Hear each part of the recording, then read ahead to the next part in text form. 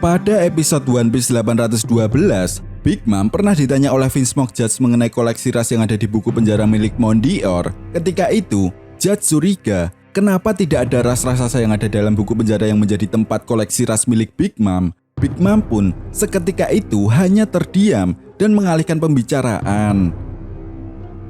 Nah, akhirnya pada manga One Piece chapter 866, kita semua mengetahui jawaban mengenai hal itu. Ya, ketika itu Big Mom dibuang oleh kedua orang tuanya di Pulau Elbaf. Big Mom sudah membuat kekacauan di Pulau Elbaf saat usianya 5 tahun. Dari sini kita sudah bisa melihat sejak umur 5 tahun saja, Big Mom memiliki kekuatan yang sangat mengerikan. Padahal Pulau Elbaf sendiri berisikan ras raksasa yang sangat kuat.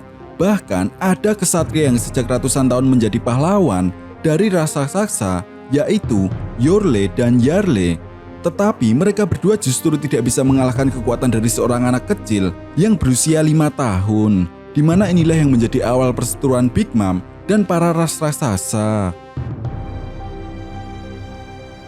Namun yang menarik di chapter 866 adalah ternyata Yorle dan Yarle bukanlah pemimpin dari para ras raksasa. Begitupun dengan Dory dan Brogy yang bertemu dengan kelompok bajak laut topi jerami ketika Arch Little Garden.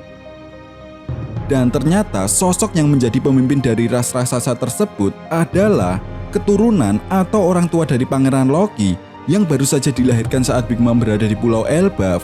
Dengan kata lain, negara Elbaf memang menganut sistem yang sama dengan negara-negara atau kerajaan-kerajaan yang ada di dunia One Piece.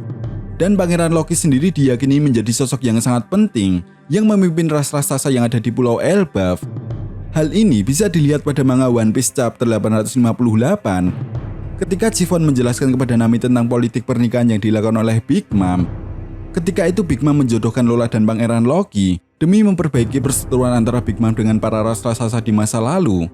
Dan demi mendapatkan akses menuju negeri terkuat di dunia One Piece, yaitu negeri Elbaf. Namun sayangnya apa yang diharapkan oleh Big Mom tidak bisa terwujud ketika Lola menolak pernikahan tersebut. Namun Big Mom kemudian mensiasati dan menyuruh Chiffon menggantikan Lola karena mereka berdua merupakan saudara kembar. Tetapi hal itu justru diketahui oleh Pangeran Loki dan membuat Pangeran Loki sangat marah. Jelas hal ini pun membuat hubungan antara Big Mom dan para ras raksasa semakin memburuk.